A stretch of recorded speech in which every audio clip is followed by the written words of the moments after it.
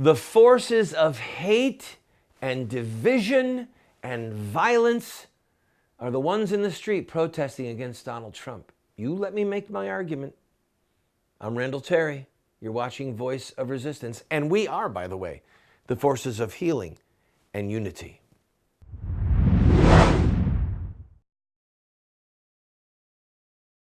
The American government must have unity with the government of Germany. And it must have unity with the government of Japan because we are allies. And wait a minute. Weren't they part of the Axis powers? Didn't we fight them? Yeah. But you see, America was the force of justice and then became the force of unity and healing after the unconditional surrender of the Germans and the Japanese. Now, I know it's too much to ask for the child killers and the promoters of so-called same-gender marriage. It's too much to ask for them to have unconditional surrender right now. But make no bones about it, friends. They are the forces of hatred. They are the forces of bigotry. They are the forces of division and poison in the body politic. I watched Donald Trump the other night make a statement on TV that was very untrue and made me sad. I'm a Trump voter, but when Leslie Stahl asked him on the 60 Minutes interview about homosexual marriage, he said, it's the law of the land. I said, whoa, Mr. Trump, no, it's not. 37 states in this union said marriage is between a man and a woman in their constitutions or in their laws. Most of them in their constitutions. The Obergefell case was an act of raw judicial power. God bless the late Senator or Judge Scalia said that it was a judicial putsch. That's a German word for a revolution. The government of the United States was overthrown by the Supreme Court, okay? So it's not the law of the land. But interestingly, to move on, those are the people that are filled with hate. Those are the people who defy the will of the people. It's a radical, hate-filled minority. They're out in the streets right now, protesting and whining and crying and walking out of college class. I can't even consider what it means to have a Donald Trump presidency. Boo-hoo. Anyone got a reefer joint? Anyone got a six-pack? Jack Daniels, please? Please? I need to self-medicate. These are people who they're not intelligent, they're misguided, they're in open war with freedom and liberty and justice. And someday we will have unity and healing, or we'll have the country break apart. You have to remember when Lincoln was elected, he was elected in November. In December, the South Carolina government issued a statement saying, we're out of here, we're leaving.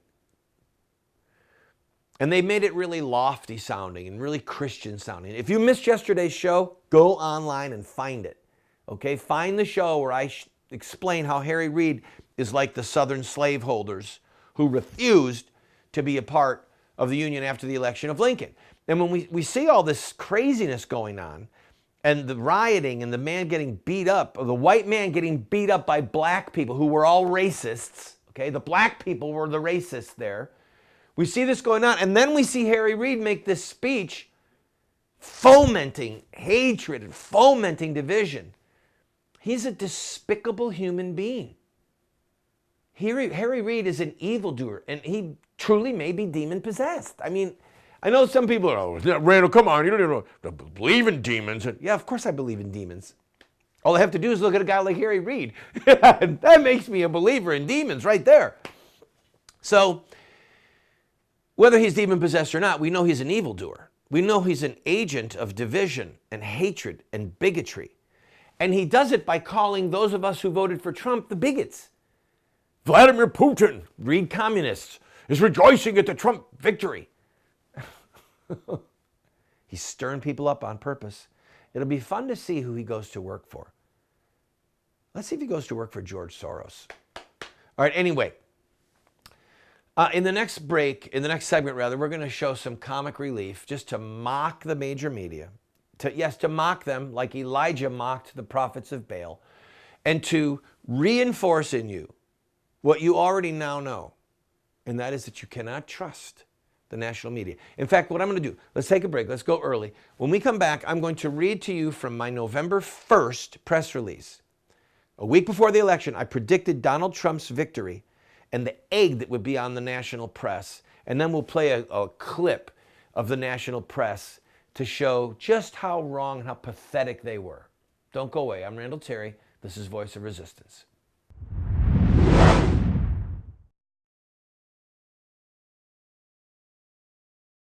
If you own a business and would like to advertise on our program, please contact us.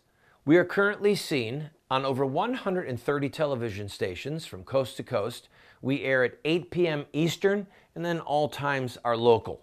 We have a lot of reach, friend, and this is an opportunity at a great price for you to get your product or your service in front of hundreds of thousands, maybe even millions of people. Also, if there's something that's important to you and you'd like to have a month where you just say thank you to this ministry or promote a certain ministry or a certain cause, contact us. Our rates are incredibly affordable. You'd be surprised. And you, again, can reach into hundreds of thousands, perhaps millions of homes.